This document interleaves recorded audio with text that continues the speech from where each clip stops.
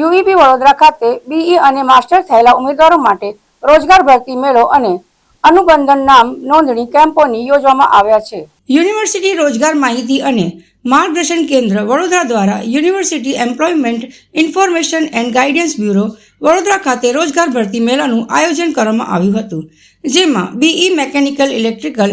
એમકોમની લાયકાત ધરાવતા અનુભવી અને બિન અનુભવી 35 વર્ષ સુધીના મહિલા અને પુરુષ ઉમેદવારો ભાગ લીધો હતો,